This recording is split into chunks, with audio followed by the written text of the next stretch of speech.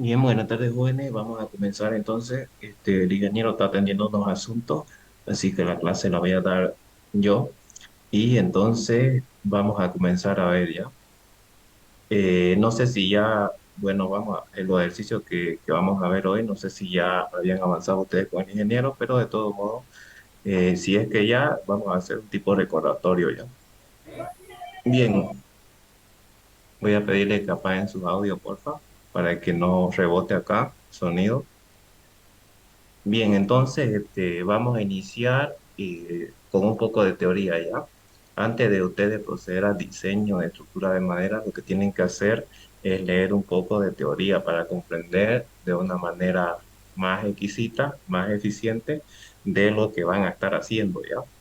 Entonces, este tema número uno, por ejemplo, nos va a hacer conocer a nosotros cómo se compone la madera, cuáles son los tipos de madera y cuál es la capacidad que tiene la madera para poder absorber carga, ¿no? Entonces, eso es lo que nosotros queremos conocer. Ah, antes de empezar, también voy a pedirles que pongan sus nombres completos en sus perfiles para el tema de la asistencia, ¿ya? Porque hay algunos que este, no colocan su nombre completo, incluso aparece el nombre del celular o la marca del teléfono y entonces a eso no se les coloca asistencia, pues no, porque no se los identifica. Entonces, como yo les decía, antes de proceder al diseño, porque hoy día vamos a diseñar, vamos a ver ejemplos prácticos, pero antes de aquello es importante que conozcamos un poco de qué está compuesto el material, cuáles son las clases de madera que existen, etcétera. Entonces, este tema número uno es importante, ¿ya? Las propiedades de la madera, donde aquí nos relanza más o menos, nos dice qué tipo de maderas existen, cuál es su clasificación. Esta parte de la clasificación es muy importante, ¿ya? Porque fíjense que aquí nos dice a nosotros que existen tres tipos de clasificación de madera, ¿no? Y esto nos lo vamos a grabar bien, ¿ya? Fíjense que nos dice que existen maderas duras, maderas intermedias y maderas blandas. Entonces, nosotros en este libro es el libro del ingeniero Lessing, por si acaso. Entonces, este libro ustedes lo tienen que tener. Para efecto de este libro, nosotros a las maderas duras, que son maderas principales o maderas de alta resistencia, digamos, que se utilizan en estructuras principales, como ser cerchas, como ser puentes peatonales, como ser tanques elevados, por ejemplo. O sea, son maderas que están dadas para resistir cargas principales, ¿no? Estas son las maderas más finas, maderas duras, que se le denomina igual. Entonces, para el efecto de este libro, nosotros las maderas duras las vamos a conocer como madera del tipo A, ¿ya? Eso es importante porque para los efectos prácticos, cuando hagamos ejercicio, nosotros vamos a decir, esta madera es una madera del tipo A, por ejemplo. Entonces, cuando hablamos de madera del tipo A, nos estamos refiriendo a maderas duras, que quiere decir que son las maderas más resistentes, ¿ya? Madera del tipo A. Y acá nos dice más o menos cuáles son las clases de madera del tipo A, ¿no? ¿Qué árboles son las que portan esa madera del tipo A, digamos, ¿no? Que son las maderas más resistentes. También existe lo que se conoce como maderas intermedias, que son maderas de menos resistencia. Generalmente se ocupan para estructuras no tan principales, o sea, estructuras secundarias. Por ejemplo, los encofrados, ¿no? Los encofrados que se utilizan para moldear el hormigón armado son maderas intermedias, ¿no? Porque como esos encofrados se utilizan para un cierto tiempo, un tiempo determinado que generalmente no es mucho, entonces no conviene comprar madera fina o madera dura porque no se lo va a utilizar mucho, obviamente, pues no. Entonces se utiliza maderas intermedias o que se conoce también como madera del tipo B, ¿ya? Maderas intermedias, cuando nos referimos a maderas intermedias, nos estamos refiriendo a madera del tipo B, entonces, ¿ya? Como le digo, esto es importante porque luego, cuando hagamos el diseño de estructuras de madera, ahí ustedes le va a decir el ejercicio, esta es una madera del tipo A, digamos, quiere decir la más fina o la más resistente, o es una madera del tipo B, quiere decir la menos fina o un poco menos resistente. Y por último tenemos la madera que tiene poca resistencia, ¿no? Que vienen a ser las maderas blandas. A esta madera blanda la vamos a denominar nosotros como madera del tipo C, ¿ya? Madera del tipo C. Para efecto de este libro, eso se lo va a denominar. Y aquí más o menos usted le lanza una teoría de qué se trata, cuáles son los árboles, digamos, que tienen estos tipos de madera, etcétera, ¿no? Es importante entonces que ustedes lean más o menos esta teoría. Bien, una vez que conocen las clases de madera, y aquí nos da la composición, de qué está compuesto, todo eso, ¿no? Todo es teoría. Pero es importante igual conocer, ¿no? Porque es importante conocer el material de que está hecho la madera. En este caso, ustedes están estudiando madera, entonces tienen que conocer de qué está compuesto, de qué está hecho, etcétera. Otra cosa que hay que conocer igual son las propiedades tanto físicas como mecánicas, ¿no? Cuando hablamos, por ejemplo, de la propiedad mecánica, estamos hablando de cuál es la aptitud que tiene este material en caso de la madera de resistir carga, ¿no? O sea, cuánto yo le puedo cargar a ese material. Eso lo conocemos a través de las propiedades mecánicas, ¿no? Entonces, toda esta teoría es importante. Ustedes la tienen acá en el libro y les aconsejo que la empiecen a leer, ¿no? Presecado, apilado. Aquí están los tipos de ensayos que se realizan, etcétera. Módulo de Poisson, cómo se comercializa la madera, pie por pulgada. Esos ejercicios, cada vez que hagamos un ejercicio vamos a ir viendo la parte teórica. Y aquí está los tipos de ensayos que se realizan para determinar las propiedades mecánicas, etcétera. Por ejemplo, tenemos un ensayo muy conocido que es el ensayo a compresión de la madera, donde ahí determinamos cuál es la aptitud que tiene este material para poder soportar carga, ¿no? Vamos a ver si por acá pillamos la gráfica para ese ensayo. Aquí está, ¿no?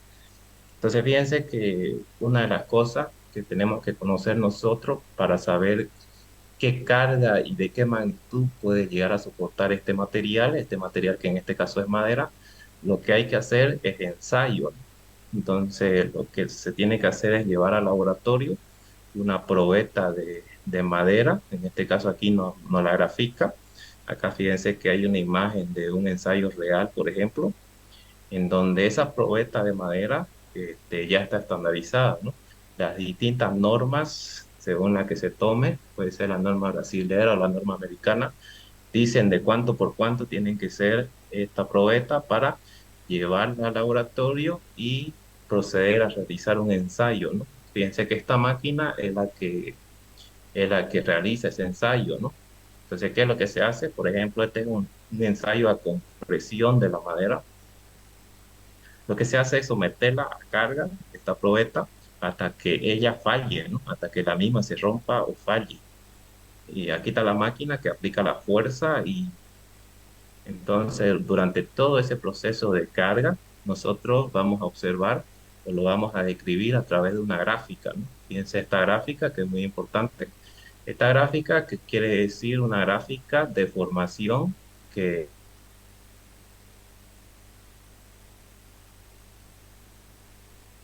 y en el eje vertical nosotros tenemos las tensiones, ¿no? Las tensiones que adquiere el material. Si es que no se me escucha el audio o algo por el estilo, me avisan ya.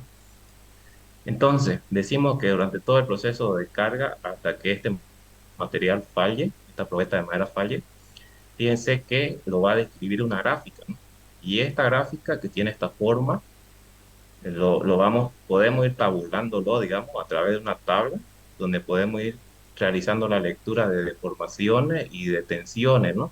Y de esa manera se va formando la gráfica que ustedes observan acá. Entonces, fíjense que durante todo el proceso de carga, esta madera, esta probeta de madera, pasa por dos fases muy conocidas, ¿no? Una primera fase que lo describe este campo de acá, que lo describe una línea recta, así que ustedes observan. Esa fase o ese campo de ahí se conoce como campo elástico, ¿no? ¿Por qué se conoce como campo elástico? Obviamente porque ahí el material tiene un trabajo elástico. Elástico, ¿por qué se le dice así elástico? Porque si yo retiro la carga, o sea, si ya lo dejo de cargar, la dejo de cargar esa probeta en este campo de aquí, de esta línea recta, entonces esta probeta va a ser capaz de recuperar su longitud inicial. Es decir, por poner un ejemplo, ¿no?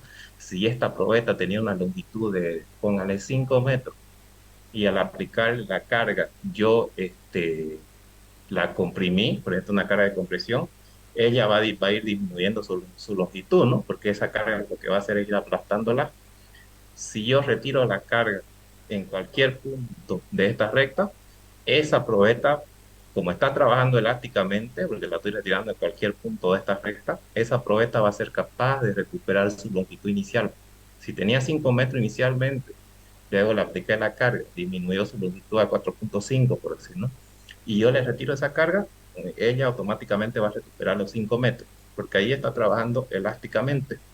Y eso es lo que me dice esta gráfica, ¿no? Esta gráfica me dice que durante toda esta recta, ese material va a trabajar elásticamente, ¿no? Sin embargo, una vez que llega a este punto de aquí, a este, digamos, que se conoce como límite de elasticidad, o sea, porque es el límite donde el material, si sobrepasa este punto, ya va a empezar a trabajar plásticamente. Fíjense que ya una vez sobrepasamos este punto, fíjense que la gráfica ya lo describe una curva. En este campo de aquí, quiere decir que el material ya está trabajando de una manera plástica. ¿Y qué quiere decir que un material trabaje de una manera plástica? Si ustedes agarran un plástico cualquiera, sea una bolsa, cualquier plástico, digamos, y lo estiran y sueltan, digamos, no lo hacen romper, no lo rompen, solamente lo estiran y sueltan, ya no lo vuelven a estirar, ese material no es capaz de recuperar su longitud inicial, es decir, va a quedar estirado. Esto es lo mismo, ¿ya? Es decir, si yo a esta probeta la cargo y hago que pase más allá del límite de elasticidad, que era este punto de aquí, el material va a estar trabajando acá y lo mismo, ¿no? Si la probeta tenía una longitud inicial de 5 metros, al aplicarle la carga y está trabajando en este punto, se queda con una longitud, por decir, de 4,3 metros y le retiro la carga, ella no va a ser capaz de recuperar su longitud inicial, ¿no? Sino que se va a quedar, no sé, digamos, con 4,6, 4. Recupera algo de longitud, pero no todo. Es decir, ahí ya está trabajando plásticamente, ¿no? Y eso es importante saber esta gráfica porque básicamente nos da la información de cómo va a trabajar este material, que en este caso es un material de madera, que es lo que nos interesa a nosotros durante todo el proceso de carga, ¿no? Entonces, los métodos de diseño que vamos a ver nosotros acá, básicamente van a hacer que la madera trabaje solamente en este campo, ¿ya? En el campo elástico. No lo someten a trabajar al campo plástico que pasa con el acero, por ejemplo. El acero sí trabaja, sí lo hacen trabajar en el campo plástico, pero la madera no, solamente en este campo, ¿no? Y ahí obviamente tenemos nosotros lecturas de tensiones que nos van a interesar conocer, digamos. La tensión límite de elasticidad, esta FP de acá, la deformación en el límite de elasticidad también, esta pendiente que ustedes observan aquí, que es lo que se conoce como módulo de elasticidad, que es la pendiente de esta recta o el ángulo de esta recta. Y entonces este ensayo es muy importante ya, porque básicamente si yo conozco bien a detalle este ensayo, voy a conocer bien a detalle cuál es la aptitud de este material para poder soportar carga, ¿no? Cómo se comporta, digamos. Y de esa manera ya puedo diseñarlo, ¿no? De una manera más fácil, porque al conocer yo cuál es su comportamiento para poder soportar las cargas, entonces ya el diseño es más fácil. Este ensayo, por ejemplo, ustedes, o el ensayo que se realiza con presión, abstracción, ustedes ya lo han venido viendo de resistencia 1, ¿no? Resi 1. Seguramente que con el ingeniero del Monte lo han visto. Bien, una vez conocida, digamos, cómo se realiza el ensayo para poder conocer las propiedades mecánicas, en este caso de la resistencia, estas tensiones de acá que va a desarrollar el material, lo siguiente que tenemos que conocer, y acá tenemos un montón de tablas donde nos dicen esas resistencias, etcétera, pero eso ya es teoría ya. Mientras vamos viendo ejercicio, vamos viendo la teoría. Lo siguiente que tenemos que conocer es los métodos de diseño, ¿no? Vamos a hacer, obviamente, vamos a iniciar con los elementos sometidos a flexión, pero vamos a conocer cómo vamos a diseñar eso, digamos. O sea, cuál va a ser nuestro método, básicamente cuál va a ser la ecuación principal que vamos a usar. Entonces, vamos a, para efecto de esta materia, y es lo que han venido haciendo ustedes de resistencia a los materiales uno, vamos a utilizar el método de diseño DEAYA, o también conocido como diseño por esfuerzos admisibles, ¿no? Hay otro método que es el método LRFD, o diseño por factor de carga y resistencia, pero eso lo van a ver a partir de estructuras metálicas, hormigón uno, etcétera. De resistencia uno hasta madera, el método que se utiliza es este de aquí, ¿no? Diseño por esfuerzos admisibles. Y la ecuación básica para ese método es esta de acá, ¿no? ¿Qué dice? ¿Qué dice esa ecuación? Como ustedes ven, la teoría acá dice, los elementos estructurales deben diseñarse para que los esfuerzos aplicados producidos por la carga de servicio sean menores o iguales que los esfuerzos admisibles del material, obviamente, pues, ¿no? Es decir, que las tensiones que genera la carga que le vamos a aplicar, o lo que se conoce como esfuerzos aplicados, siempre tienen que ser menor o igual a los esfuerzos admisibles, a los esfuerzos admisibles que puede soportar el material. Estos esfuerzos admisibles se determinan en los ensayos que se realizan en el laboratorio a las probetas esas de madera, ¿no? Como el ensayo que más o menos vimos hace ratito. Eso es decir, estos esfuerzos admisibles ya están predeterminados, digamos, según el tipo de esfuerzo que tengamos. Hace ratito vimos un ensayo de compresión, por ejemplo, ¿no? Con una carga de compresión, pero también existen ensayos de tracción para cargas de tracción, existen ensayos de flexión para vigas y ensayo de corte, ¿no? Y para todo aquello ya eso, esas resistencias están predeterminadas, ¿no? Entonces, básicamente la ecuación básica que vamos a ocupar para diseñar cualquier elemento de madera es esta: esfuerzos aplicados menor o igual a los esfuerzos admisibles. Pero también tienen que considerarse las deformaciones, ¿no?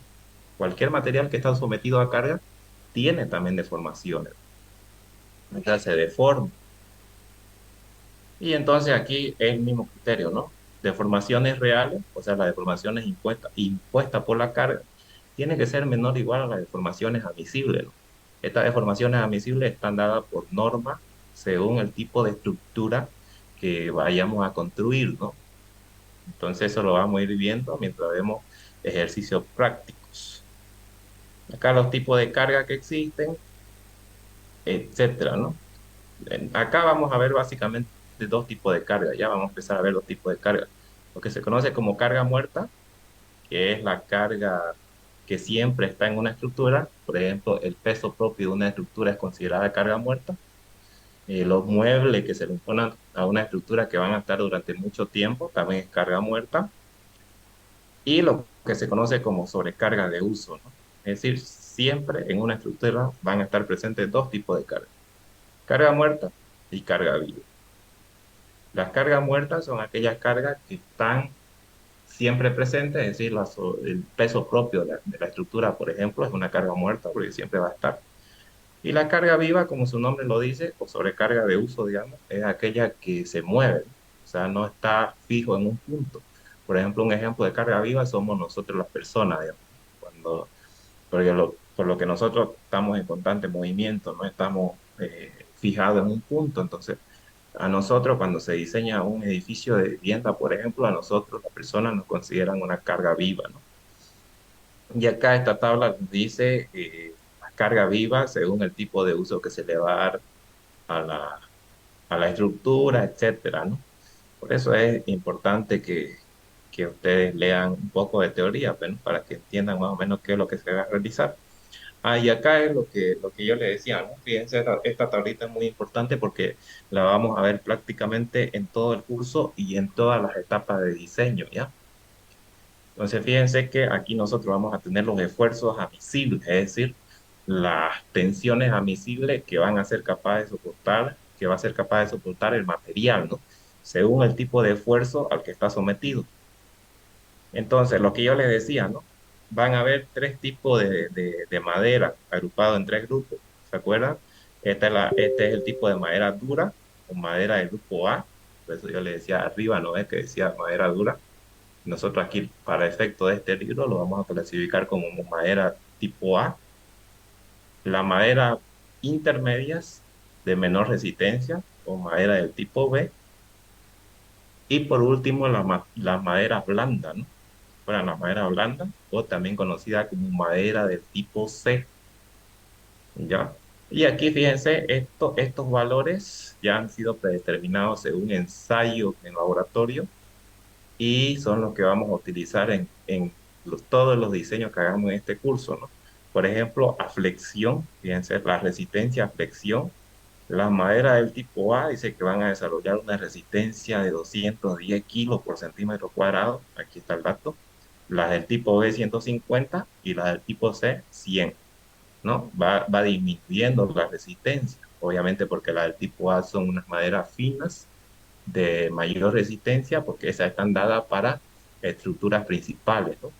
Por ejemplo, piso de madera, seguramente que ustedes han visto piso de madera, cercha, digamos, para techo, para puente peatonal igual, se construye, hay puentes peatonales que se construyen de madera, para tanques elevados igual, por ejemplo, esas son estructuras principales que tienen que ser con madera fina, madera resistente, ahí se coloca la madera del tipo A, y la madera del tipo B para estructuras no tan principales, digamos, como ser, por ejemplo, los encofrados para moldear el hormigón tipo B.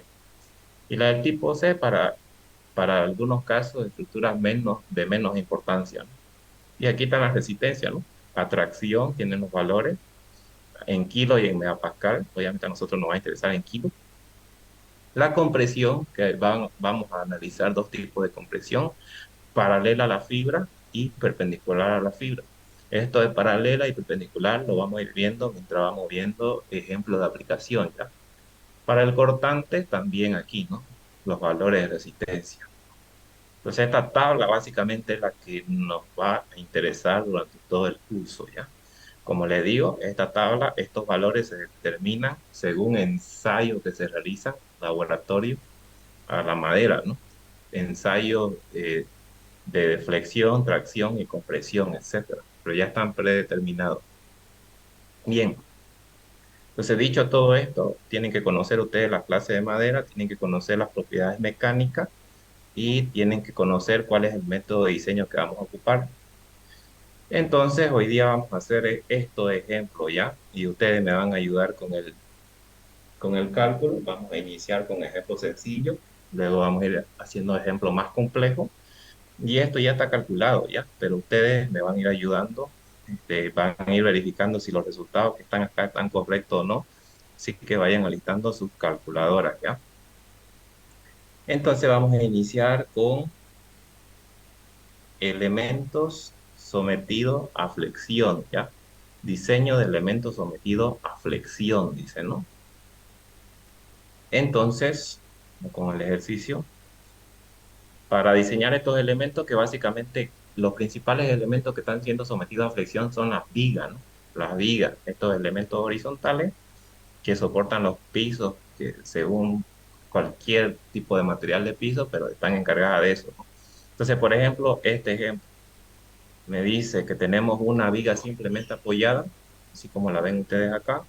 Me dice que la sumatoria de carga viva con carga muerta es de 300 kilos por metros, o sea, la carga Q, ¿no? Porque hasta acá ustedes simplemente conocían lo que se conoce como una carga Q, una carga uniformemente distribuida en toda la estructura.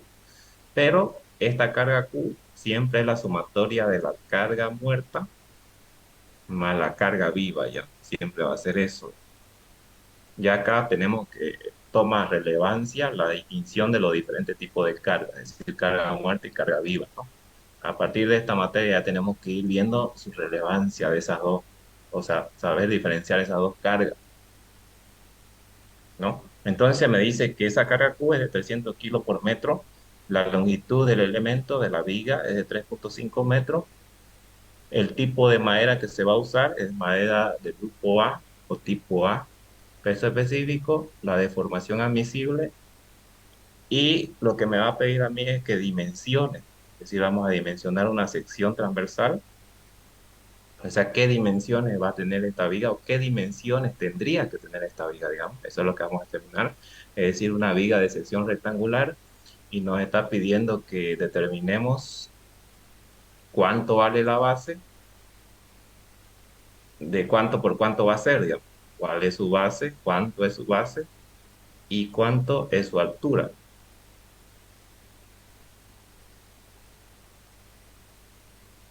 Cuánto es su base y cuánto es su altura, básicamente, ¿no? Me dice que adopte una relación. La relación que vamos a adoptar puede ser que la base sea igual a la altura. En ese caso sería una sección cuadrada, que generalmente las vigas por eficiencia no se construyen de sección cuadrada. Así que la que normalmente vamos a adoptar es esta relación de acá, ¿ya? Es decir, una relación donde la altura sea tres veces la base. Esta relación es la que normalmente o siempre le va a dar o la que van a adoptar ustedes. Altura igual a tres veces la base, esa relación. La columna, o sea, la columna de apoyo que viene a ser esta de aquí, dice que tiene dimensiones de 15 por 15. Bien, entonces veamos. Entonces, básicamente, cuando nos den una viga, nosotros vamos a tener que hacer tres controles, ¿ya? Control por flexión, que se controle el momento máximo. Control por corte, que se controle el cortante máximo. Control por deformación, que se controle la deformación admisible según el tipo de estructura que se está diseñando. Y control por aplastamiento, ¿ya? El aplastamiento que puede existir en el apoyo. Bien, veamos entonces cómo se desarrolla esto. Iniciemos con el primer control. Fíjense que acá nosotros tenemos un esquema real de la viga con su apoyo de columnas aquí. Sin embargo, nosotros hemos aprendido a llevar un esquema real cualquiera a un esquema estructural de cálculo, ¿no? Entonces ahí dibujamos el baricentro o el centro de gravedad del elemento y los apoyos, ¿no? Ideados de esta manera. Entonces, eso tiene una longitud, dice, de 3,5 metros y eso es lo que con esto vamos a trabajar. Entonces, para controlar la flexión, nosotros vamos a tener esta fórmula de acá. Y fíjense que esa fórmula, acá vamos a más o menos a ver cómo es que estamos aplicando eso. Acá cuando veíamos los métodos de diseño, ¿dónde es que veíamos los métodos de diseño? Aquí, fíjense, básicamente lo que vamos a aplicar es esto. No, eso no, pero esto. Es decir, los esfuerzos aplicados tienen que ser menor o igual a los esfuerzos admisibles. Entonces, si nosotros vemos en nuestro gráfico acá, esta fórmula, esta fórmula de acá, este de aquí, si yo lo despejo, estamos despejando, ¿no? Si yo lo despejo, nosotros vamos a tener la tensión por el módulo resistente de la sección, va a ser igual al momento. Este momento nosotros lo conocemos como momento solicitante, es decir, el momento que genera la carga aplicada. Y esto de acá, esta ecuación de aquí, básicamente es lo que se conoce como momento resistente, es decir, el momento que va a desarrollar el material según su resistencia, según la tensión máxima que pueda desarrollar, etcétera. Ahora, haciéndole acuerdo a ustedes, vamos a ver de dónde sale esta ecuación. ¿Se acuerdan ustedes que acá lo vamos a aplicar? Acá, porque creo que hay gráfico. Sí, aquí. ¿Se acuerdan ustedes de este diagrama de tensión, que lo han visto donde? En resistencia a los materiales uno seguramente que lo han visto. Acá también está un poco más desarrollado, ¿no? Ese es el que vamos a usar, este de aquí. Este diagrama de tensión de aquí, y si nos acordamos de Resi 1, ¿a qué era igual la tensión? ¿Se acuerda que la denominábamos tensión como sigma? La tensión era igual al momento aplicado multiplicado por la distancia de la línea neutra, del eje neutro, donde el eje neutro es el eje donde las tensiones cambian de signo, o las tensiones pasan de ser negativas a ser positivas, o al revés, digamos.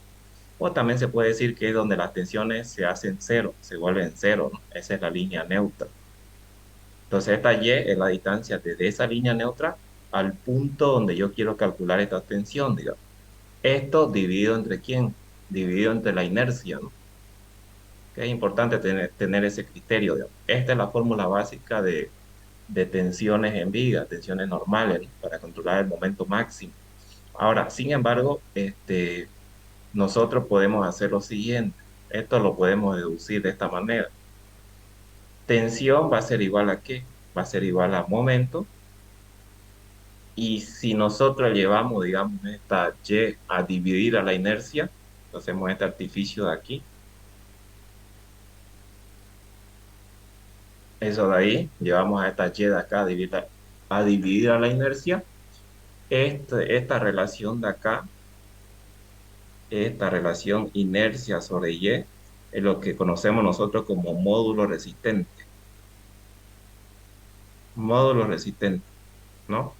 Es importante que ustedes tengan este criterio ya, porque no siempre van a ser secciones rectangulares, sino que pueden ser secciones en T, en I, y ahí es importante saber de dónde es este WX. Entonces, por eso que esta ecuación quedaría como momento sobre el módulo resistente WX, ¿no? Que en el caso de una sección rectangular, deduzcamos este WX. A ver, WX va a ser igual a ¿qué? Va a ser igual, como yo le ponía acá, a la inercia sobre esa distancia y, donde esa distancia y es la distancia de la línea neutra al punto donde yo quiero obtener la tensión, que generalmente es al punto más alejado, ¿no? En el caso de una sección rectangular, va a ser como una sección rectangular es simétrica, va a ser a la mitad, ¿no? La línea neutra va a caer a la mitad, obviamente. Entonces, si nosotros reemplazamos acá, vamos a ver, vamos a escribir. La inercia para una sección rectangular va a ser igual a ¿qué? Ustedes se deben acordar. Base por altura al cubo sobre 12, ¿no? Inercia para una sección rectangular es esa, ¿no? Dividido entre esta distancia y.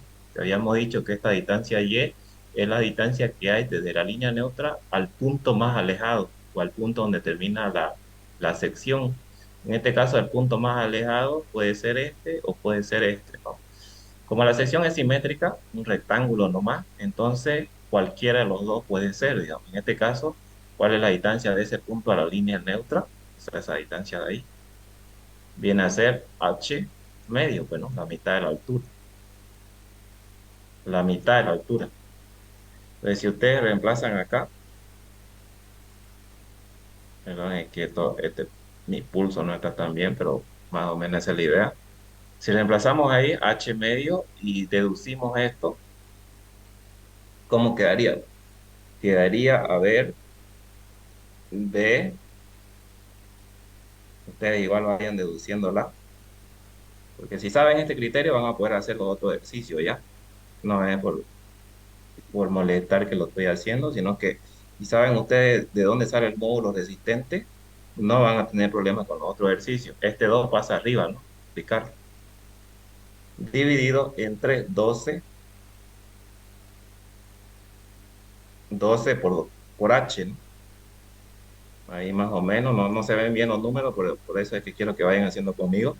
12 por H, ¿no? Fíjense, B por H al cubo, por 2 porque este 2 pasa arriba, dividido entre 12 por H, ¿no? Entonces acá, esta H se va con una H de acá, como este es H al cubo, y este 12 se simplifica con este 2, ¿no? Eh, doble de 12 6 y doble de 2 1 obviamente, ¿no? Entonces, ¿qué me queda? Me va a quedar base por altura al cuadrado ¿sobre cuánto queda? ¿Quién me dicta a ver sobre cuánto queda?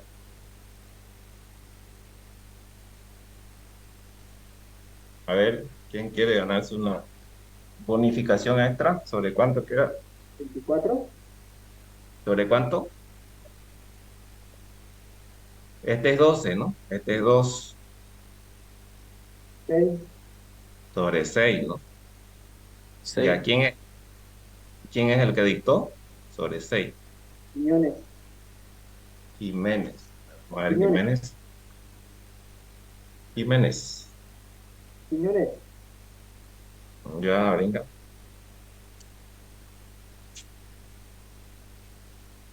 A ver, ¿cómo dijiste? Jiménez.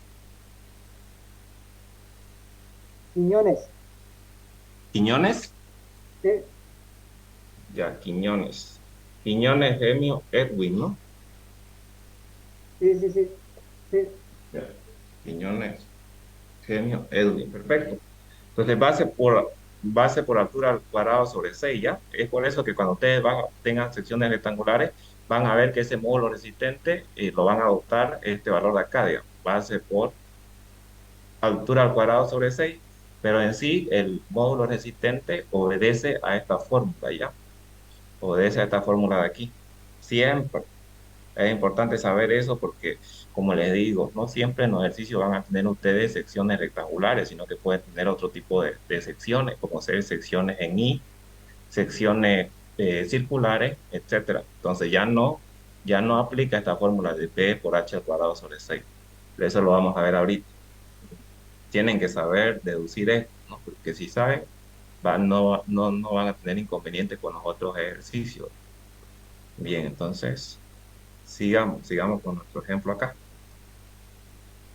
Entonces apliquemos, pues. Fíjense que acá yo apliqué la fórmula control por flexión, dice. Directamente la fórmula, la resistencia a la flexión, que es esta F, tiene que ser igual al momento que genera la carga sobre el módulo resistente. Reemplacemos esta F en la resistencia a flexión, ¿ya? ¿De dónde saco esa F? Si es que esa F la saco de acá. ¿Dónde está la tabla? ¿Se acuerdan de la tabla? Nos daban esa resistencia. Aquí está, miren. Esta es la resistencia a flexión, pero en el libro está mejor, ¿no? O sea, está más detallado. Donde estaba por acá, aquí. Porque aquí me dice qué tipo de fuerza. Se fíjense, flexión. ¿Cuánto es la resistencia a flexión? Como yo estoy usando madera del grupo A, dice que es 210. Ya, es ahí donde sale. 210. Es por eso que aquí yo le puse 210. Lo pongo directo, pero vamos a ir viendo de dónde salen los valores, ¿ya? Eso tiene que ser igual al momento. Este momento de acá es el momento máximo que genera la carga, ¿ya? M. ¿De dónde saqué esto de aquí? Fíjense que esto de aquí es Q por L cuadrado sobre 8, ¿no? Es decir, la carga por la longitud al cuadrado sobre 8. ¿De dónde sale eso? Nuevamente, aquí voy a aceptar unos cuantos. Nuevamente, si nosotros nos acordamos de isostática 1, vamos a observar que el diagrama de momentos para una viga simplemente apoyada, que es la que tenemos, va así más o menos, ¿no? Ahí es un momento positivo, sometida a una carga Q uniformemente distribuida, obviamente.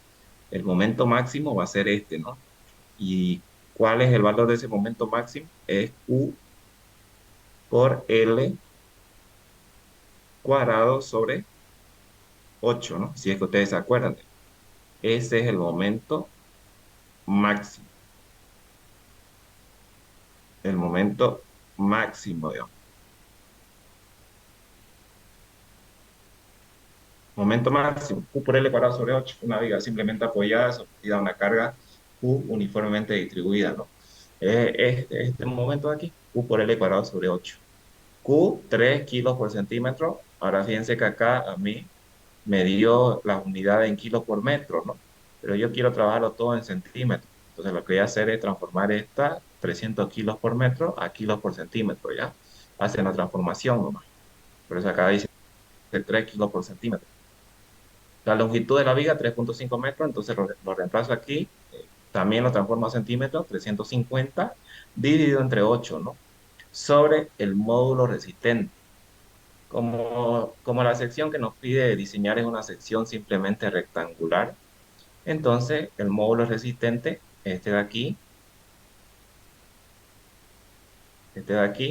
básicamente va a ser base. ¿A qué es igual ese módulo resistente? Base ¿por qué? Por Por altura. altura al cuadrado sobre 6. 6. 6, ¿no? Es lo que vimos hace ratito. Y eso es lo que yo reemplacé aquí. Base por altura al cuadrado sobre 6. Ahora, esa altura es la altura de la sección, obviamente, pero acá me dice que toma una relación. Esta no la vamos a tomar en cuenta y la que vamos a tomar en cuenta es esta, ¿no? La primera no, porque si no sería un cuadrado, digamos, va a salir un elemento cuadrado. En cambio, las vigas generalmente son de secciones rectangulares o siempre no son cuadradas, son rectangulares. Entonces, la relación que vamos a tomar es esta, ¿ya? H igual a 3 veces B, es decir, la altura tiene que ser igual a 3 veces la base, ¿no? Y es por eso que lo reemplacé aquí, sobre 6, ¿no? Aplicando la fórmula del módulo resistente. Entonces, desarrollamos esta ecuación, tenemos esto, desarrollándolo, ¿no? Aquí ya estoy desarrollando.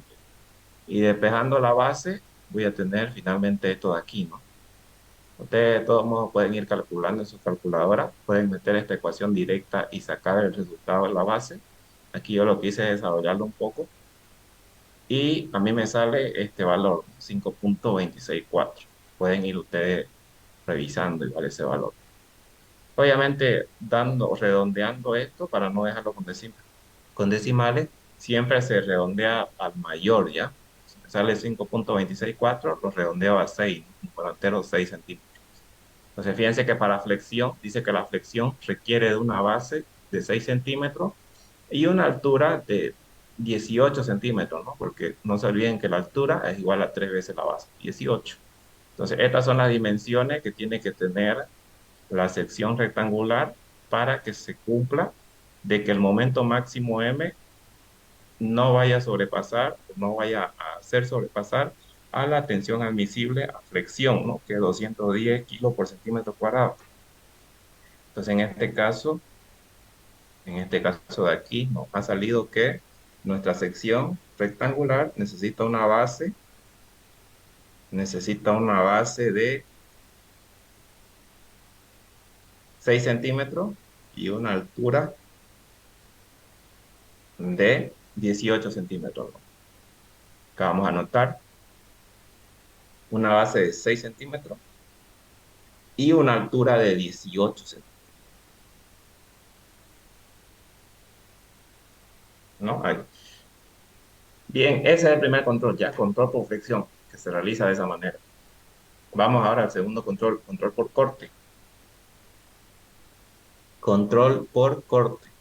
Fíjense que la fórmula del cortante es esta, ya, 3 medios por el cortante sobre el área. Bien, pero no, ¿de dónde sale esa fórmula? Bueno, eso es lo que tenemos que saber igual. No es solamente ver la fórmula y aplicarla, sino que es importante saber de dónde sale. Vamos a ver acá y vamos a ver si tenemos algún diagrama de cortante aquí. Aquí tenemos, fíjense, este es el diagrama típico de cortante, que lo describe una parábola, obviamente, ¿no? Donde el cortante, aquí vamos a ver más o menos cómo es que va este diagrama. Ahí tenemos, fíjense, la línea neutra. Vamos a llevar acá. Aquí tenemos la línea neutra, ¿no? El eje neutro, que pasa por el centro. Entonces, ahora el diagrama de cortante, si ustedes se acuerdan de Resi 1, va de esta manera, ¿no? Ahí.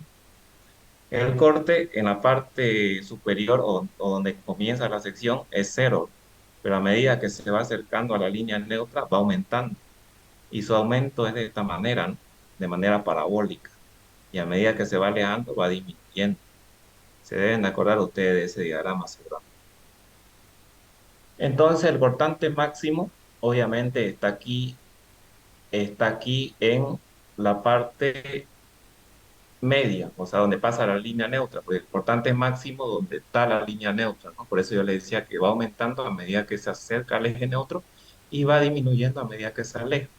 Entonces, ustedes se acordarán de la fórmula de cortante, ¿no? ¿Se acuerdan que la cortante, tau, digamos, que la denominábamos como tau, es igual a qué? A ver, ¿quién se acuerda de la fórmula de cortante? ¿A qué es igual el cortante? La tensión cortante. ¿A qué es igual? El que se acuerde de reci 1 lo va a decir fácilmente. Es igual al cortante por, o sea, el esfuerzo cortante por el momento estático sobre que La la base. base, exactamente, por, ¿qué más? La inercia. Por la inercia, correcto. ¿Se acuerdan de esa fórmula, no? Más o menos. Bien. Entonces ahora vamos a ver de dónde sale esa fórmula que vimos ahorita. El momento estático, y acá lo vamos a reemplazar. Aquí vamos a ver con azul. Digamos. ¿A qué es igual el momento estático? Saquémoslo acá. Digamos. El momento estático es igual al área de la figura que estamos analizando por la distancia del centro de gravedad de esa figura, vamos a denominar a Y, del centro de gravedad de esa figura al punto donde queremos calcular el momento estático. En este caso, como me interesa a mí calcular la tensión en la línea neutra, porque esa va a ser la tensión máxima, entonces yo quiero calcular el momento estático con respecto a la línea neutra. Entonces, para calcular ese momento estático, tengo que ver o bien desde la parte superior o bien desde la parte inferior puedo calcular ese momento estático. En este caso, yo voy a calcular desde la parte superior. Es decir, tengo que ver cuáles son los momentos estáticos que me generan las figuras que están en la parte superior. En este caso, en la parte superior, yo solamente tengo este rectángulo, ¿no? Entonces, ¿cuál será el momento estático que me genera ese rectángulo con respecto al punto que pasa por la línea neutra? Eso es lo que vamos a analizar. Entonces, reemplacemos.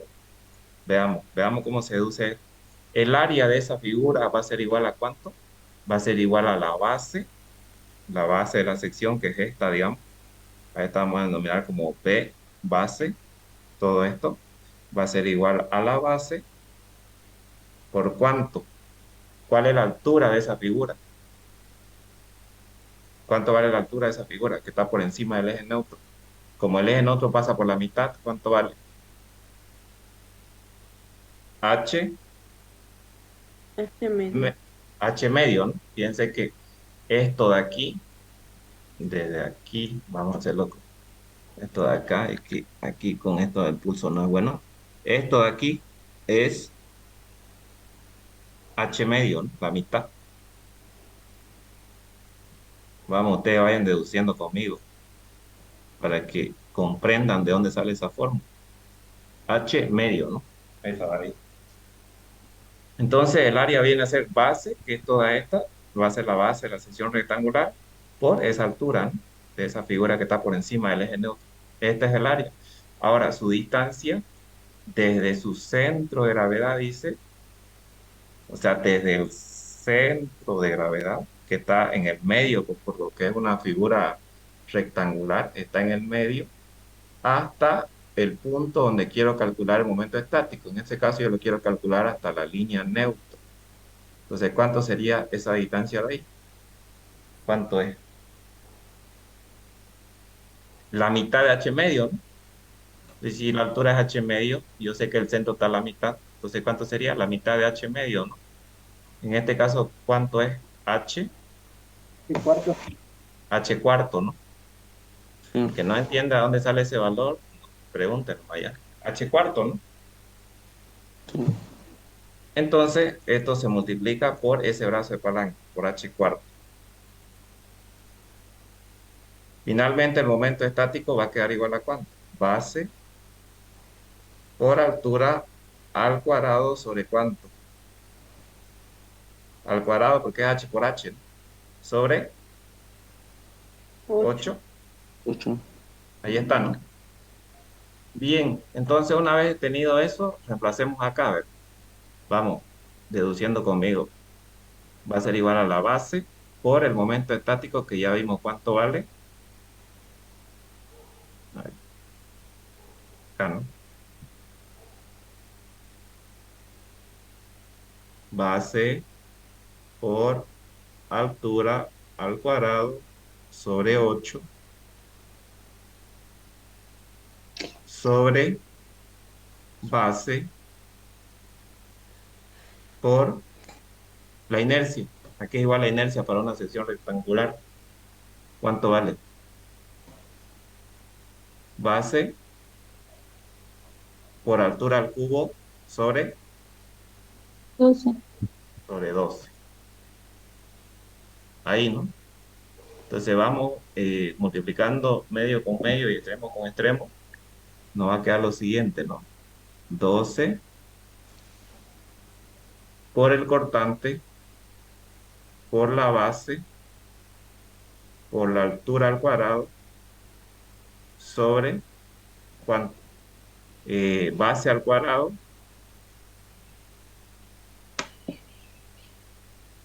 por altura al cubo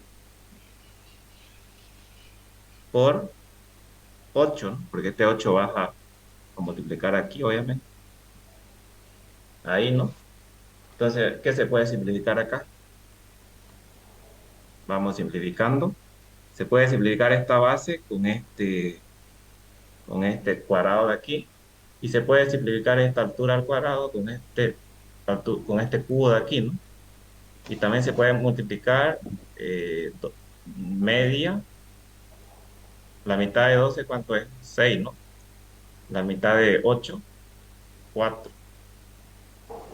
Podemos seguir simplificando, sí, ¿no? La mitad de 6, ¿cuánto es? 3. Y la mitad de 4, 2. Ya no se puede seguir simplificando más, no se puede, ¿no? Finalmente, entonces, ¿cómo nos queda esto? Nos queda que la tensión cortante máxima va a ser igual aquí, va a ser igual a 3 sobre 2, 3 sobre 2 multiplicado por quién, por el cortante. ¿Te acuerdas? A ver, alienta con su audio abierto ahí, voy a silenciarlo.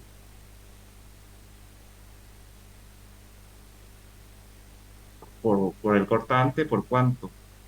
Esto se simplificó y no queda nada más arriba, ¿no? Por esta base, este cuadrado se había simplificado con esta base. Entonces aquí me va a quedar B, ¿por cuánto? Este cuadrado, esta h cuadrado acá se había simplificado con este tercio, ¿no? Entonces me queda por h, ¿no? Aquí, por h. B por h, ¿no? ¿Está bien eso o me estoy olvidando de algo? ¿Está bien, ¿no? Queda eso, ¿cierto? Si me estoy olvidando de algo, díganme. Ah, perdón. Se salió esto. Ahorita voy a volver a compartir ya.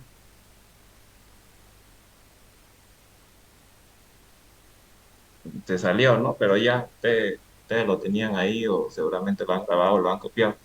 Nos había quedado esto, ¿no? ¿Qué nos había quedado? Nos había quedado la tensión cortante, igual a qué? Igual a 3 medios por la base, por el cortante sobre la base por la altura. Eso nos había quedado. Ahí habíamos quedado de la deducción que hicimos hace ratito. Finalmente, entonces, esto de aquí, ¿qué es esto? Base por altura, ¿qué viene a ser? ¿Qué es la base por altura? Área. Área, ¿no? Área, correcto, es el área. Entonces la fórmula queda así, ¿no? 3 medios de B por A, o sea, el cortante por el área. Ahí, ¿no? Esa es la fórmula. Deducida de donde la hemos deducido hace rato. Ya saben de dónde viene, cuál es la fórmula madre o la fórmula original para deducir esto, digamos. Pero esta de aquí es para una sección rectangular, ¿no? Seguramente que para una sección en I va a ser diferente. Eso vamos a hacer ahorita, para que vean que es diferente. Bien, entonces vamos con el ejercicio que teníamos, ¿no? Y es de ahí donde sale esto, ya. De ahí sale, digamos, no es de otra cosa. De ahí sale esta fórmula que ustedes ven acá. Bien, entonces apliquémosla. Esta va a ser la fórmula que va a controlar el corte, ya el cortante máximo. Apliquémosla. La resistencia a corte, 15. ¿De dónde sale eso? Eso sale de la tabla que ustedes tienen acá, ¿no? Fíjense, ¿dónde está el corte? Aquí está el corte. Como estamos hablando de madera del grupo A, la resistencia es 15. Aquí, fíjense, 15 kilos por centímetro cuadrado, ¿no? Por o igual a 3 medios el cortante. El cortante, este cortante de aquí es el cortante máximo, ¿ya? Como estamos hablando de una viga simplemente apoyada, ¿se acuerdan ustedes del diagrama de corte de una viga simplemente apoyada? Es algo así más o menos, ¿no? Acá lo vamos a dibujar. A ver, isostática, ¿no? Es algo así. Y lo vamos a unir. Ahí es, ¿no? Donde este de aquí es signo positivo, digamos, podríamos decir, y este de acá es signo negativo. Ahí. Es el diagrama de corte, ¿no? Para una viga simplemente apoyada, sometida a una carga uniformemente distribuida, ¿no? Donde el cortante aquí va a ser la reacción, ¿no? El cortante viene a ser la misma reacción del apoyo. ¿Y cómo se determina esa reacción? Esa reacción va a ser igual a ¿qué? Para este tipo de viga va a ser igual a la carga por la carga Q por la longitud ¿sobre dos, cuánto? Sobre dos, 2. Correcto. Eso, ¿no? Y entonces ese es el cortante, ¿no? El cortante máximo, que acá es el mismo, ¿no? Como este es simétrico, acá viene a ser el mismo. Entonces el cortante máximo va a ser Q por L sobre 2. Y es lo que hemos reemplazado nosotros acá. La carga, esta es la Q, por la longitud que es 350 sobre 2, ¿no? Eso dividido entre el área, ¿cierto? Como el área es base por altura, pero nosotros hemos adoptado una relación de altura igual a 3 veces la base, entonces lo reemplazamos. H 3 veces B, ¿no? Reemplacen ahí. Y desarrollando, ustedes ya pueden despejar desde aquí ya. Aquí ya pueden despejar la incógnita, que en este caso la incógnita es la base. Pero yo, digamos, desarrollándolo voy a tener esto, ¿no? Desarrollándolo y luego despejando la base, vamos a tener esto. Ustedes pueden ir calculando igual para ver si no hay algún valor mal acá. Y si hay algún valor mal, me dicen, ¿no? Ya, entonces fíjense que la base me sale esto, ¿no? 4,183. Obviamente tengo que redondearlo para no poner un valor con decimales, entonces lo redondeo a 5. Y fíjense que para corte, para controlar el corte, estas son las dimensiones, ¿no? La base es 5 y la altura es 3 veces la base ya. En este caso, 3 por 5, 15, ¿no? Pues te acuerdas la relación que hemos visto aquí. 15. Vamos ahora al siguiente control, que es el control por deformación, número 3 ya. Entonces, como decía acá el texto, ¿no? Acá el texto que decía que se tiene que cumplir que las deformaciones reales sean menor o igual a las deformaciones admisibles. Eso obviamente para que cuando la estructura, porque la estructura sí o sí se va a deformar, digamos, sí o sí, cualquier elemento, material, estructura que ustedes le apliquen carga, sí o sí va a tener una deformación. Eso es inevitable, digamos, porque si construiríamos un elemento que no se deforme nada, sería algo caro, ¿no? Porque tendrían que construir un elemento grande, robusto, de grandes dimensiones, etcétera. Entonces, una de las cosas que se fija cuando se hace una estructura es la economía, obviamente, ¿no? Entonces, mientras los elementos sean más ligeros, más baratos son. Pero el problema es que al ser más ligeros, adquieren mayor deformación, obviamente. Entonces, para sobrellevar eso, para controlar eso, también se tiene que controlar la deformación que va a tener, en este caso, esa viga que nosotros estamos diseñando, pues. Una deformación grande va a generar un mal aspecto, ¿no? A nadie le va a gustar que ver una viga, por ejemplo, que está sosteniendo un piso que se deforme en demasía, por ejemplo, ¿no? Y aparte que genera vibraciones. No sé si alguien ha ido a una casa de 2 pisos, no sé, y ha caminado por el segundo piso. A veces en algunas partes donde no está bien construido, bien controlado esa parte de la deformación, ese piso vibra, es como que vibra, digamos. Entonces, eso sucede porque esta ecuación no la hicieron cumplir, digamos, no se controló la deformación. Por eso sucede eso ya. Entonces, vamos a aplicar esta fórmula ya. Vamos a ver el ejercicio y controlemos. Entonces, dice que la deformación real tiene que ser, esta deformación real, la deformación impuesta por la carga, tiene que ser siempre menor o igual a la deformación admisible.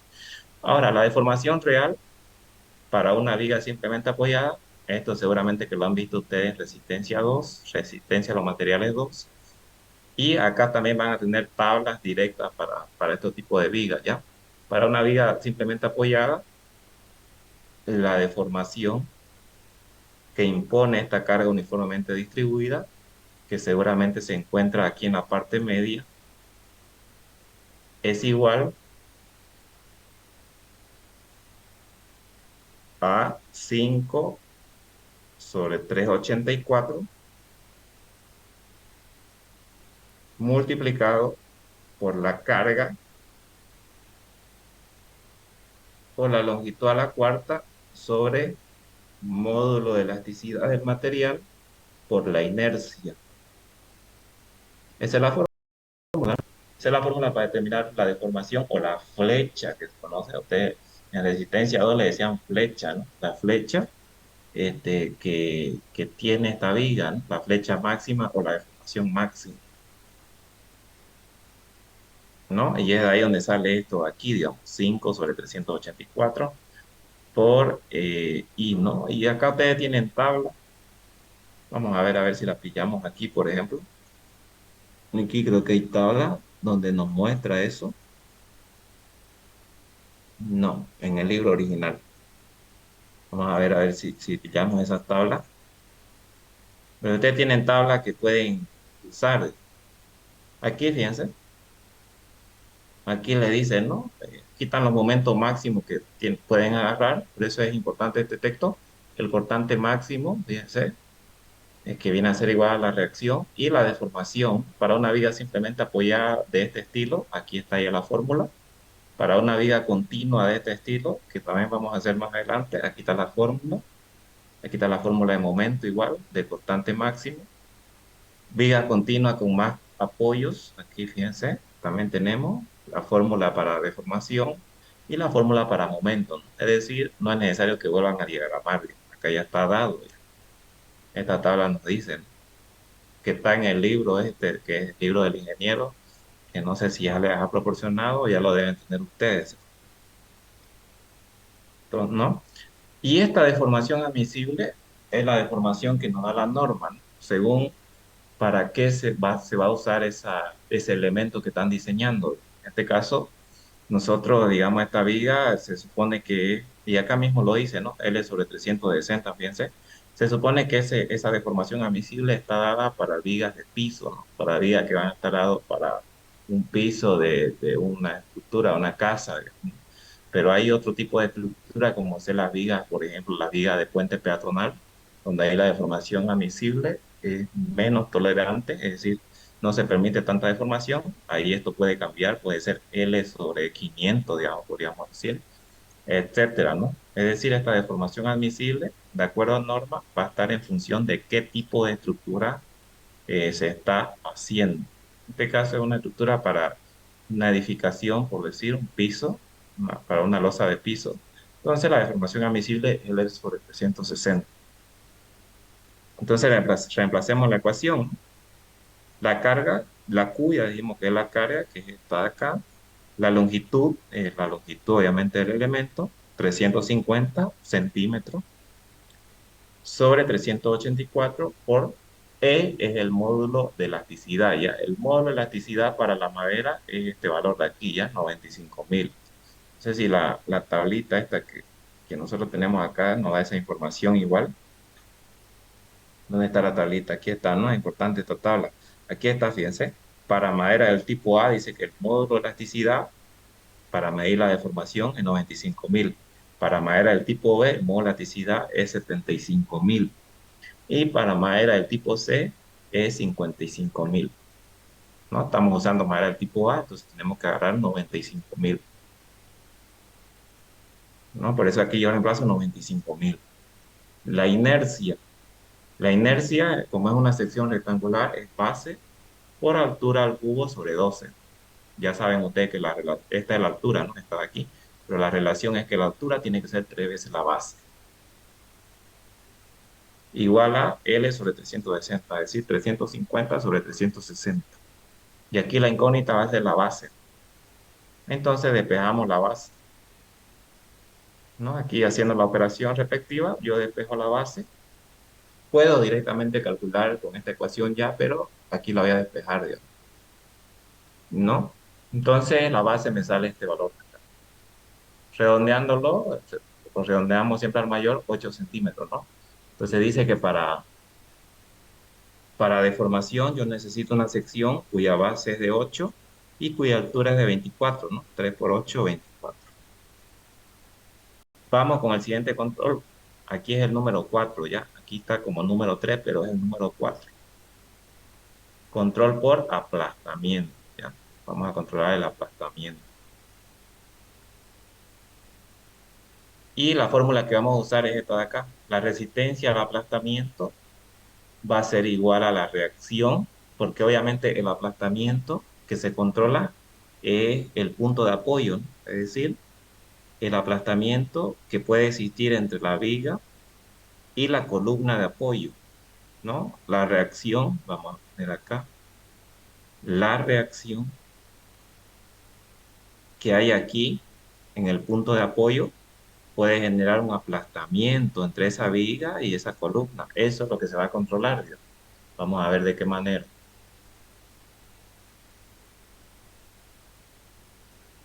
Con esta fórmula ya va a ser igual a la reacción, esa reacción que yo le decía a ustedes que puede generar ese aplastamiento sobre el área de aplastamiento. Vamos a ver cómo se identifica esta área de aplastamiento. Reemplacemos entonces. La resistencia al aplastamiento es 40. Ahora, si ustedes se fijan acá, vamos, vamos con, no con este, sino con el texto original. Porque aquí está mejor descrito. ¿Dónde estaba la tablita esa? Busquemos a ver la tabla. Aquí. El aplastamiento, para empezar, es una compresión. ¿Ya? Es una compresión que se genera entre el punto de apoyo de la viga y la columna. Pero cuando yo hablo de compresión, dice que hay dos tipos de compresión. Paralela a la fibra, lo que se conoce como compresión paralela a la fibra, y lo que se conoce como compresión perpendicular a la fibra. Vamos a poner un ejemplo. Vamos con el ejercicio acá. Para empezar, las fibras se dibujan de esta manera, fíjense. Si yo tengo un elemento vertical, así digamos, un elemento vertical que tiene una cierta longitud, las fibras siempre se dibujan a lo largo de ese elemento, ¿ya? Las fibras van a lo largo, son longitudinales. Esas son las fibras. Son rectas, obviamente, ¿no? Nada más que acá me salen media chueca, pero siempre se dibujan a lo largo. Entonces, si yo le aplico una carga de compresión,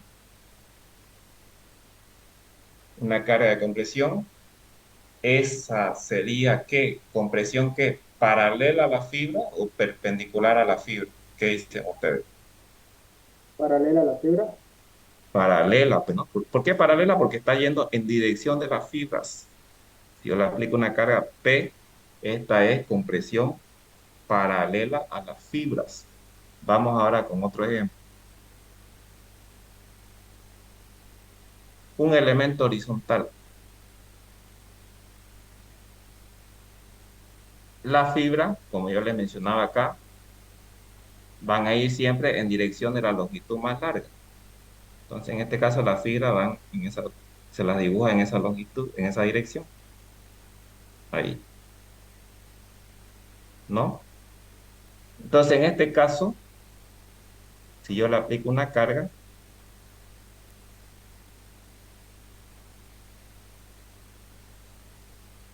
aquí yo tengo una compresión igual, ¿no? Paralela a la fibra, ¿no? Si yo le aplico una carga de compresión, ahí, ¿no? Pero en el caso que yo, cuando se va a ver una compresión perpendicular a la fibra, se va a ver en este caso, si yo tengo una columna de apoyo aquí, es el caso del aplastamiento, precisamente. Si yo tengo una columna de apoyo aquí, esta reacción, y ahorita lo voy a dibujar mejor, pero aquí para que vayamos teniendo idea, esta reacción de aquí, que vamos a denominar como P o RA, digamos, para que sepamos que es la reacción del apoyo, lo que va a hacer es comprimir este punto de apoyo, esto de aquí. Y entonces lo que va a fallar, si es que falla acá, si es que esto falla, que con ver lo vamos a llevar, va a ser obviamente la viga, es decir, la fibra de la viga son las que van a fallar aquí por aplastamiento generado por la reacción. Entonces, esta es una compresión entre la viga y la columna en el punto de apoyo. Entonces, esta reacción le está generando una compresión a la viga paralela a la fibra o perpendicular a la fibra. ¿Qué dicen ustedes? ¿Qué es paralela a la fibra o perpendicular a la fibra?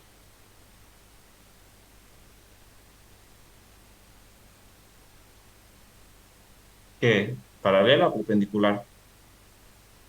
¿Cuándo se dice que es Perpendicular. exactamente? ¿Cuándo se dice que es perpendicular? Cuando forma un ángulo de 90 grados, ¿no? Entonces fíjense que la reacción con la fibra de la columna de la viga está formando un ángulo de 90 grados. Ahí es donde se dice que es perpendicular. O sea, la perpendicularidad quiere decir 90 grados, nada más, ¿no? Y cuando va en dirección de la fibra, en este caso, esta compresión o esta es paralelo. Eso hay que saber identificar, ¿ya? Ahora veamos, ¿tienen duda con respecto a eso? Si tienen duda, pregúntenlo, porque siempre hay que saber identificar cuándo es paralela a la fibra y cuándo es perpendicular a la fibra. En el caso del aplastamiento siempre va a ser perpendicular. Los valores son diferentes, ¿no? Los valores de resistencia son diferentes, obviamente. Veamos ahora cómo se ve este punto de apoyo. Más o menos algo así, ¿no? Si vemos acá, tenemos ahí la columna, por poner un ejemplo, ¿no? Tenemos ahí la columna. Vamos ustedes analizando y haciendo conmigo igual. Y tenemos que viene la viga, la viga de apoyo, ¿no?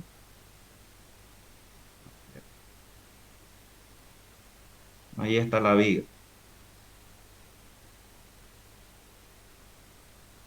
Más o menos, ¿no? Acá un poco medio chueco el dibujo, pero es la idea, ¿no? Ahí está la viga que viene y se apoya en su columna. Entonces, ya dijimos, ya dijimos, y acá lo vamos a identificar, que la reacción que hay aquí, la reacción en A, en B, donde ustedes quieran, va a generar un aplastamiento o va a tratar de generar un aplastamiento entre el apoyo de esta columna con esta viga, ¿no? Entonces va a haber un área de aplastamiento.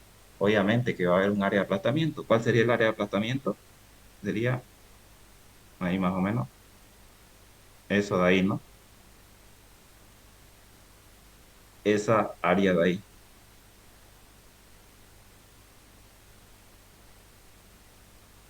¿cierto? Esa es el área, ¿no? La área de aplastamiento. Entonces fíjense que para identificar las dimensiones, nosotros tenemos, para ver cuál es esa área de aplastamiento, tenemos que las dimensiones de la columna son A, o sea, que es su base, y esta otra dimensión también es A. Y aquí tenemos la base de la columna, de la viga, mejor dicho. Esta de aquí es la base de la viga, ¿no? B, digo. Entonces, el área de aplastamiento va a ser igual a ¿qué? ¿A cuánto va a ser el área de aplastamiento? ¿Cuál es el área que se tiende a aplastar? ¿A qué va a ser igual? B por A. Correcto. A, la dimensión A esta de la columna por la base de la viga, ¿no? La base de la viga. Ese es el área de aplastamiento, ¿no? Ahí está. Ese es el área y es el área que vamos a reemplazar acá, digamos, que dice área de aplastamiento. Reemplacemos entonces. Ya dijimos que esta de aquí es la resistencia al aplastamiento. ¿Cuánto vale? 40, ¿no? Porque es una compresión que paralela a la fibra o perpendicular a la fibra. Estamos hablando de la fibra de la viga, que es paralela o perpendicular. No se olviden que la fibra de la viga va en esa dirección, ¿no? Así digo. Entonces, esta reacción de aquí es paralela a esa fibra o es perpendicular. Perpendicular. Correcto, bueno, forma 90 grados, digamos, perpendicular. Entonces, por eso es que se utiliza la resistencia perpendicular a las fibras. ¿no? Y acá, por eso es que ustedes tienen que saber identificar cuándo es perpendicular. Aquí tenemos la resistencia perpendicular, que es 40, y la resistencia paralela, que es 145, o sea, son valores diferentes. Vamos, entonces por eso es que se reemplaza 40 aquí ya, la resistencia perpendicular a las fibras. ¿Igual a cuánto? La reacción. ¿Cuánto vale la reacción? Acá creo que ya la habíamos visto, ¿no? No lo pusimos, digamos, pero ya saben ustedes que la reacción, que básicamente esta reacción de aquí, era igual a cuánto, era igual a la carga por la longitud sobre 2, ¿no? Hace rato cuando vimos el cortante, que es el mismo cortante. Esta reacción en A de aquí, o también pueden trabajar con esta, es igual a la carga por la longitud sobre 2, ¿no? Por eso es que acá salió Q por L sobre 2. La carga que vale 3 y la longitud que vale 350, eso sobre 2, ¿no? Sobre el área de aplastamiento. Dice, el aplastamiento ya vimos que es igual a A por la base de la viga, ¿no? O la base de la viga por A. ¿Para cuánto vale A? Fíjense que acá nos da de datos que dice que la columna, o sea, acá está la dimensión de la columna, ¿no? A por A. ¿Cuánto es A por A? 15 por 15, ¿no? Pues acá le he puesto 15, digamos, porque esta dimensión A es 15, la otra igual, digamos, pero la que nos interesa es esta en sí, 15. Por eso ahí está 15. Desarrollando esto, vamos a tener esto de acá, ¿no? Haciendo extremo con extremo y medio con medio. Esto ya es el desarrollo de la fórmula y despejamos B, ¿no? Entonces, fíjense que por aplastamiento me sale este valor, ¿no? Dice que por aplastamiento me sale 0,875, pero yo siempre redondeo al mayor, obviamente. Entonces, tenemos ahí el valor. Bien. Una vez obtenido los cuatro controles, de los cuatro controles, lo que tengo que hacer es adoptar el mayor, ¿ya? El que mayor sección requiera. Eso lo adopto como dimensiones oficiales o dimensiones finales o dimensiones que yo voy a proponer, digamos. En este caso, ¿cuáles son las dimensiones mayores? Me dice que son las de deformación. La de deformación me dieron a mí dimensiones mayores, ¿no? Una base de 8 y una altura de 24. Siempre se adoptan las mayores, ¿ya? Siempre las mayores. Como ya tenemos poco tiempo, vamos viendo este otro caso, ya, este otro ejemplo. Fíjense que esta es la misma, pero en este caso me van a pedir calcular la carga que aguanta esta viga y además la sección de viga es una viga de sección I, ¿no? Ya no va a ser rectangular, sino que es una I. Y me da las dimensiones, ¿no? La base 9 centímetros, la altura 18 centímetros, el espesor del ala. Cuando hablamos de una viga I, siempre esto de acá se va a denominar como ala y esta parte delgada de aquí, de la parte media, se va a denominar como alma, ¿ya? Siempre se van a hacer la nomenclatura, esta van a ser las alas y esta de aquí va a ser el alma, ¿ya? Entonces aquí tenemos las dimensiones, ¿no? Base 9 centímetros, altura 18 centímetros, el espesor del ala T, que es esta de aquí, vale 2 y el espesor del alma, que es esta de aquí, vale 3, ¿ya? Entonces este ejercicio es interesante porque ya aquí el módulo resistente, WX, para el control de flexión, ya no es B por H al cuadrado sobre 6, digamos, sino que aquí ya hay que sacarlo, ¿no? Entonces eso es lo que vamos a hacer. Es básicamente lo mismo, se aplica en la misma fórmula, pero el cálculo, en este caso de módulo resistente, es diferente. Entonces, el módulo resistente es, como habíamos visto inicialmente, es igual a la inercia sobre la distancia desde el eje neutro a la parte más alejada. En este caso, obviamente, el eje neutro pasa por el centro y esta Y de acá, que es la distancia hasta la parte más alejada, que sería básicamente hasta acá, digamos, o acá abajo, cualquiera de los dos. Como esto es simétrico, puede ser abajo o arriba. Esa sería el Y, ¿no? Ese de ahí, ¿no? Que como está a la mitad, es igual a la mitad de la altura, digamos, la mitad de D, ¿no? De esta altura de acá, digamos, D sobre 2, ¿no? Bien, ahora, esa es Y, digamos, la inercia. ¿Cómo vamos a calcular la inercia? Pues la inercia la vamos a calcular de la siguiente manera. Fíjense, esto ya lo han tenido que ver, pero vamos a hacer recuerdo. Bien, tenemos una sección en T, ahí, ¿no?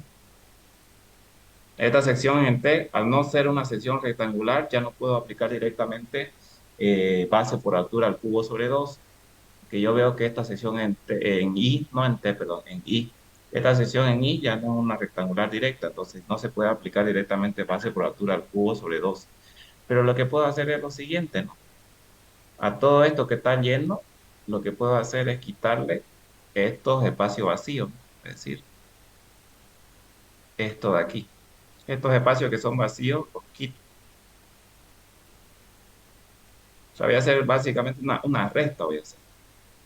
O sea, lo voy a tomar como si fuera todo lleno y le voy a quitar lo vacío, ¿no? Eso es lo que he hecho aquí para la inercia. Entonces,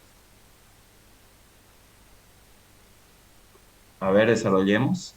Entonces, fíjense, base, tomando como todo lleno, es 9 porque esta base de acá, por la altura que es 18 al cubo sobre 12 menos la base de los vacíos, dice.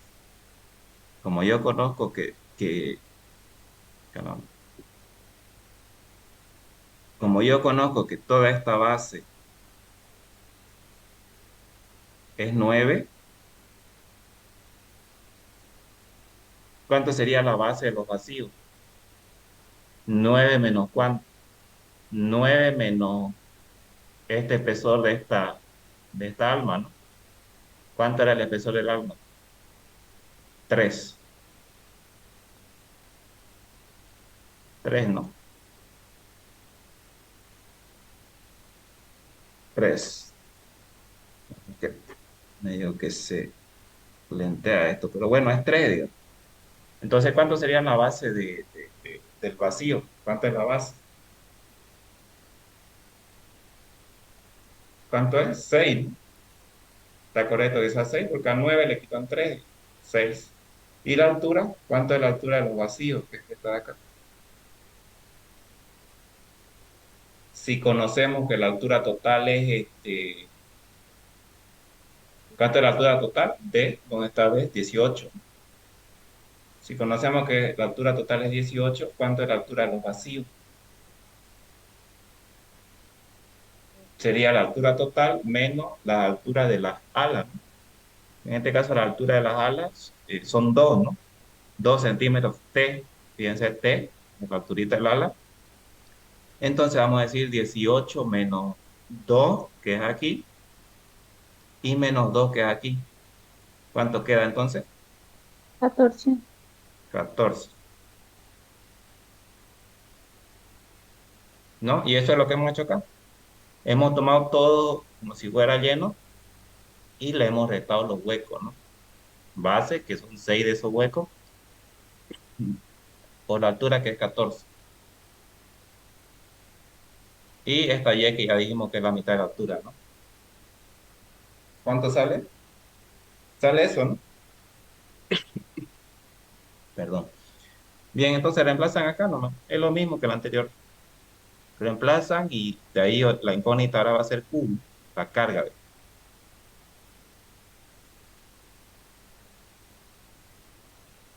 Y calculan, ¿no? La carga Q. Ahora fíjense, para el cortante también cambia, ¿no? ¿Qué cambia para el cortante? Ya no es 3 medios por la fuerza cortante sobre A, ya no es eso, digamos. Ahora hay que calcular el momento, hay que aplicar esta fórmula y calcular el momento estático. Veamos cómo se calcula entonces, antes que se cumpla la hora. Ya faltan 8 minutos, ¿no? Pero para que ustedes por lo menos lo hagan. Tenemos la viga I, por eso yo le decía que es importante saber de dónde sale la fórmula del corte, porque si yo no sé, acá vengo y le aplico 3 medios por B sobre A, digamos, sobre el área, ¿no?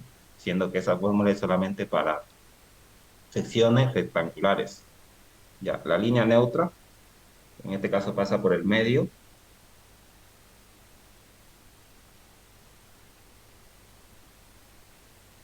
Y lo que yo quiero es calcular el momento estático que le generan las figuras a esa línea neutra. Puedo tomar las figuras que están por arriba y puedo tomar las figuras que están por abajo, ¿no? Yo en este caso voy a tomar las figuras que están por arriba.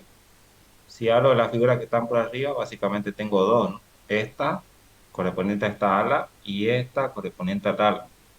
Puedo denominar figura uno, digamos, y a esta de aquí puedo denominar figura 2. Veamos entonces cómo se calcula. Dijimos que el momento estático es el producto entre el área de la figura por la distancia que hay desde el baricentro de esa figura a la línea neutra, ¿no? Entonces yo lo voy a hacer un poco rápido, pero ustedes ya cuando hagan el ejercicio lo van a ir analizando. Esta distancia que hay desde el centro de gravedad, desde su centro de gravedad de esta figura al eje neutro, y pueden ir verificando igual, es 8. 8 es lo que me sale a mí, digamos, no sé si estará correcto o no, asumiendo que, asumiendo que esto de aquí es la altura de, ¿cuánto era D? Era 18, ¿no? 18, 18, y asumiendo que la distancia, como el eje neutro o la línea neutra queda a la mitad, esto de aquí, ¿cuánto es? Esto de aquí es 9,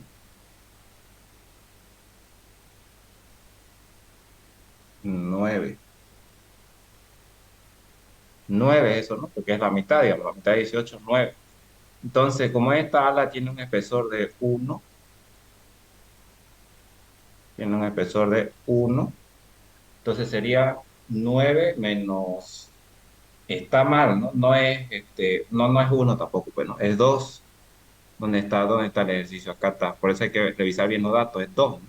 El espesor del ala es 2. Entonces está correcto, pero no, porque sería 9 menos la mitad de 2. El centro de gravedad está a la mitad, digamos, 8, está bien. Y es ahí donde sale esto, ¿no? Fíjense, es el momento estático que genera la figura esta que tiene el ala, ¿no? Su área es 9, porque es base por altura, por ese brazo de palanca, ¿no? Más el momento estático que genera esta porción de alma que está aquí, ¿no? Cuya altura, ¿cuánto sería la altura de esa alma? Sería 9 menos 2, ¿no? Que va a ser ¿cuánto? Va a ser 7, pues 9 menos 2, 7. Entonces, esta altura de aquí es 7 por la base que es 3, ¿no? La base es el espesor del alma, ¿ya? Que está como dato que es 3 por la distancia que hay desde el baricentro, centro de gravedad de esa figura a la línea neutra, ¿no? Que sería la mitad de 7. El centro de gravedad de un rectángulo está a la mitad siempre, ¿no? Y me da esto 3,5 que ustedes ven aquí. Y ahí tengo el momento estático, fíjense, el momento estático, que sale este valor. La inercia, ya la vimos en flexión, cómo calcularla. Básicamente es esta misma fórmula, la misma para la inercia, digamos. Ya vimos cómo calcular y reemplazamos, ¿no? Reemplazamos. El cortante es una viga simplemente apoyada, como vimos en el primer ejercicio, es Q por L sobre 2 por el momento estático, que ya lo he calculado aquí, sobre la inercia por la base, que es la base por donde pasa la línea neutra, ¿no? Esta base de aquí del alma, o sea, 3. Desarrollamos la ecuación y tenemos que despejar la carga, ¿no? La carga Q. Ahí está, nos sale esto, ya está netamente cálculo, o sea, despejar y todo eso. Por deformación lo mismo, ¿no? No hay variación aquí, es lo mismo. Es la misma fórmula que vimos arriba, no cambia absolutamente nada acá. La inercia, que ya la hemos aprendido cómo calcularla, módulo elástico, que es este valor, L sobre 360, ¿no? Lo mismo ya. Nada más que acá nuestra incógnita va a ser Q, la carga. Y el aplastamiento es exactamente lo mismo, ya la base de la viga por la dimensión A de la columna. La base de la viga es 9 y la dimensión A de la columna es de 15 igual, ¿ya? Ese es el área de aplastamiento. Igual el aplastamiento no cambia nada. La reacción es Q por L sobre 2 etcétera. Y ahí despejamos Q. Q nos sale esto, ¿no? Y entonces cuando se trata de calcular la carga máxima, aquí se tiene que tomar el valor menor, ¿ya? De los cuatro controles, yo tengo que adoptar el menor, tengo que sugerir el menor, ¿ya? Que en este caso el menor es el control por deformación, que me salió esto. Este es el valor menor y ese es el que tengo que adoptar, ¿ya? Cuando es carga, se adopta el menor. ¿Qué pasa si yo adopto esta de acá, digamos, y cuando yo le aplique esta carga a la deformación, va a fallar, pues, porque la deformación me está dando la información de que la máxima carga que puede resistir es esta. Si yo no puedo ponerle más de esto. Si le pongo más de esto, me va a fallar por información. Por eso que cuando se trata de calcular la carga máxima que puede resistir la estructura, ahí tengo que adoptar el menor, siempre, ¿no? Bien, entonces acá hay una sección circular, pero esto creo que lo vamos a ver mejor la siguiente clase porque no me va a dar el tiempo, tengo que llamarle la asistencia todavía. Y entonces ahí vamos a quedar ya.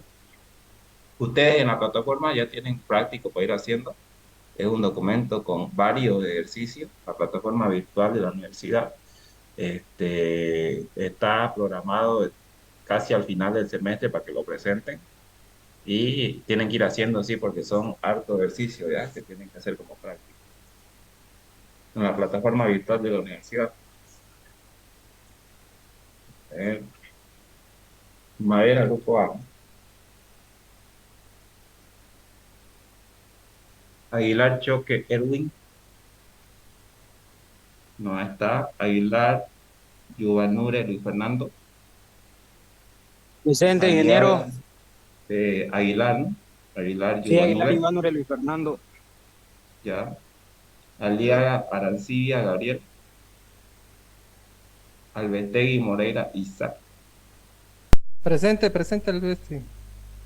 Aramayo Investigué. García Ana María.